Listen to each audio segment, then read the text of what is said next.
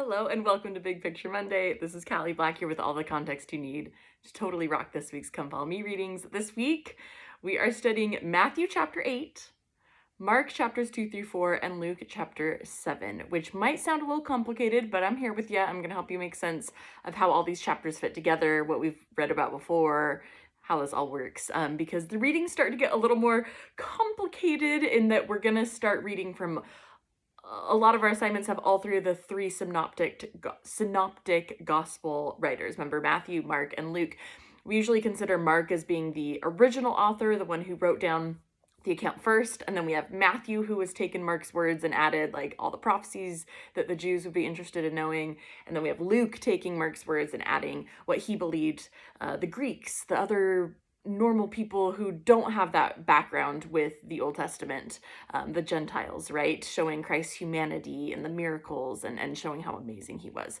So as we go through the readings from here on out in the four Gospels, we're going to see a lot of, chapters being mixed together, but I love that we get to be able to read a lot of these chapters cover the same stories over and over again. And how great is that, right? We get to read stories multiple times and be able to see what stands out to us at different times, or maybe what you specifically need now that you didn't need 2 weeks ago when you studied the same story. A couple things that you're going to want to know about this week. First of all, if I had to give an overarching theme, I would say we've got a lot of miracles. This is Jesus going out and doing. We're just coming off a couple weeks of the Sermon on the Mount, right? A lot of teaching, a lot of preaching, and now we're getting into, did Jesus follow up his teaching with actions? Absolutely he did, and we're going to see that this week as we're just seeing miracle after miracle after miracle that he's performing. We'll also get to touch on some parables this week, which I'm super excited about. So main focus miracles, but also some great parables. In fact, one of the miracles we get to read about this week is the first recorded time that we have of Jesus raising someone from the dead, when we talk about the widow of Nain. Now, something else you'll notice is that as Jesus is doing all of this good stuff, the opposition against him is growing quite tremendously. A lot of people are really opposed to all the good stuff that he's doing, which seems crazy to us, I know. But there's a couple groups I want to make you aware of. The first one is the Herodians. Think it's based off of the name of Herod. Herodians, okay? And these were the people who were super loyal to King Herod Antipas. King Herod Antipas was the ruler at the time, and he was put in charge by the Romans. So he was kind of like a Roman puppet leader, right? He was there on behalf of the Romans. And so the Herodians were the people who were super loyal to King Herod Antipas. They loved the Romans. That's where their loyalty was. And they wanted to make sure that King Herod Antipas stayed in power. As you can guess, Jesus coming and disrupting the status quo was not good for the Herodians. They wanted things to stay the same. Stay the same, don't change. And Jesus was definitely changing things. And so the Herodians were really opposed to Jesus, and we'll see some of that. And I think it's interesting, they actually work together at the end of Jesus's life to cause him to be crucified, along even with the Pharisees. The Herodians and the Pharisees didn't get along together. Pharisees wanted Jewish control. Herodians liked the Romans, but they both agreed Jesus was disrupting what was going on. Interesting.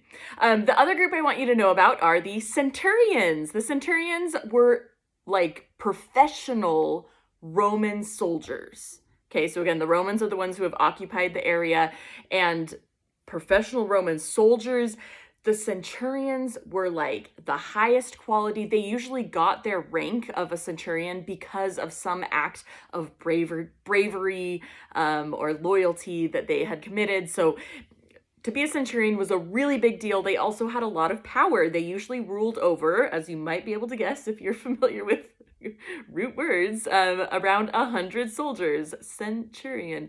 And so they were in charge of a lot of soldiers, and if there was a battle, they were the ones out in front of the battlefield. Centurions were just known for their bravery and the great things that they did. Now, the Jews didn't really like the centurions, even though they had like this great rank and status, because they're the foreign enemy army opposing them, right? So they're not going to spend any time paying attention to that. But we will talk about centurions this week. So keep that in mind. That's who the centurions are. Okay, let's talk about what we're actually going to read in these scriptures. And I actually want to start with Matthew chapter 8, and then we'll do Luke 7, and then we'll hit the chapters in Mark at the end, just because we haven't been in Mark for a while. I don't know if you've realized this, but it's been over a month since we've even touched the book of Mark. So in my mind, this is what makes most sense to me. You're welcome to read it in this order, but you don't have to, I guess.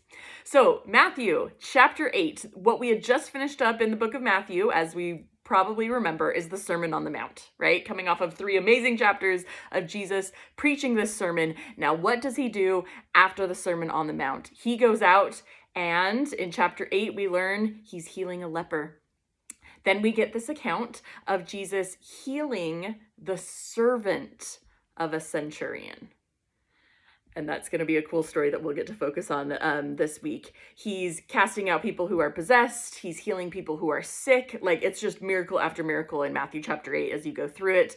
We do get the record of Jesus then calming a storm on the sea, which is a beautiful record. We get a few more details in other accounts, but this is still a good one.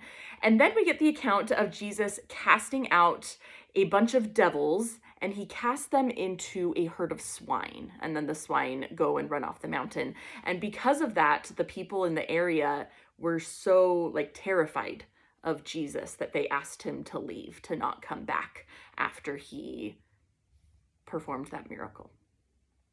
Okay, as you look through Matthew at chapter 8, that's all we're in Matthew for this week. Make sure to look out for prophecies, right? Where are the prophecies that Matthew is referring to? Because he always does that in his writing. There is Joseph Smith's translation as well, so check that out as you're reading through these chapters.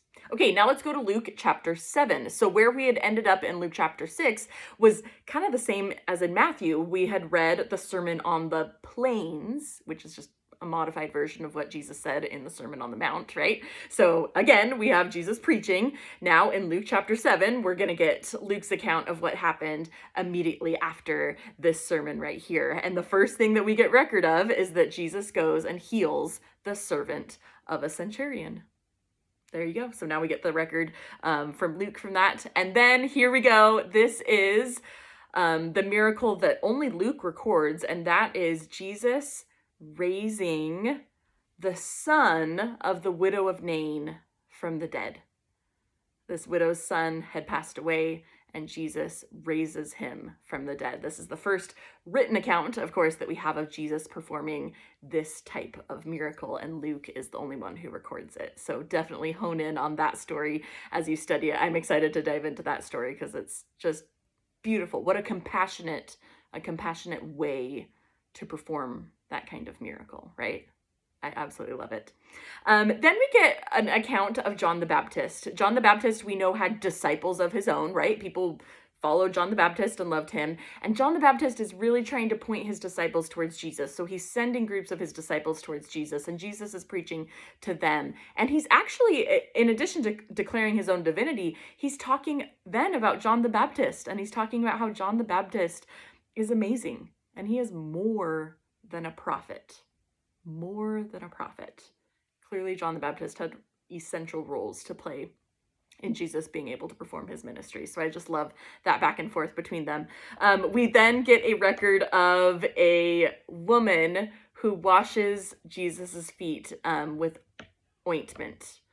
And that is super valuable. And she was a known sinner at the time. And while this is happening, Jesus is eating dinner in the house of a Pharisee. And of course, the Pharisees are shocked that this woman would come up and start to wash Jesus's feet with something that is so valuable. And how dare she, with all the sins they know that she's committed. They know. And Jesus gives a parable of the creditor and the debtor. So look for that parable then at the end. And then he forgives the sins of this woman who is washing his feet. Cool little story at the end of Luke 7. Okay, now let's talk about Mark. Mark chapter 2. How are we 3 months into Come Follow Me and we're just hitting chapter 2 of Mark? Remember, Mark is the more bare bones basic version of what we get in the Gospels. And so we read Mark 1 a month ago. Now we're going to catch up a little bit. So some of these stories as we read through Mark 2 through 4, you're going to be like, yes, we've read that before. So I love getting another run at them, another kind of view as we see how Mark describes these stories. But there's also some unique stories as well as we go through these chapters in Mark. And as you read it, I think you'll probably notice now, after being in Matthew and Luke a lot more, you'll be like, oh, Mark really is a lot more like, we don't need details. Just like tell us what happened and move on. That really is kind of Mark's style. So I think you'll probably notice that a little bit more this week. Let me know if you kind of see a difference between the writing styles. Okay, so let's start with Mark chapter 2. This starts with the story of Jesus healing the man with palsy. This is the story where the friends lower the man through the roof, and Jesus sees this man, and he first forgives his sins, but then heals him as well, and as he's able to walk and be healed from the palsy. Then we get the story of Jesus eating with the publicans, those tax collectors that no one likes, and the scribes are really critical of him for eating with the publicans. And then we get the story of Jesus being criticized for not keeping the Sabbath holy by the Pharisees, and the Pharisees thinking that they know how it's done, and Jesus reprimanding them and saying, I am the Lord of the Sabbath. Basically, I created the Sabbath day. I'm not breaking the Sabbath. And just this really kind of cool reprimand that he gives at the end. And then chapter 3 picks up with that, where Jesus is then healing a man's withered hand on the Sabbath. And again, he's criticized for that. And he's not breaking the Sabbath, and that's what he's able to teach to them. Lots more healing. He's casting out unclean spirits. This is all throughout Mark chapter 3. And then we get the account of Jesus going into the mountain and actually ordaining his 12 apostles. All 12 of them being given their priesthood power. We'll focus more on this in other weeks, but it's cool to see this for the first time, where they are given their power and their authority to go out and preach the gospel. And then Jesus gives a little sermon at the end of Mark 3 where he's saying, I can't be Satan because I am casting out Satan. I can't be a devil because I'm casting out devils. And so this is just he gives the analogy of a house cannot be divided against itself. Jesus is trying to prove, listen, there's no way I could be the devil that some people believe that I am, because I'm casting out devils. Finally, in Mark chapter 4, when you read Mark chapter 4, think parables. This is a great chapter to study this week. If you're not able to study all the chapters and come follow me each week as we get into more chapters, that's totally fine.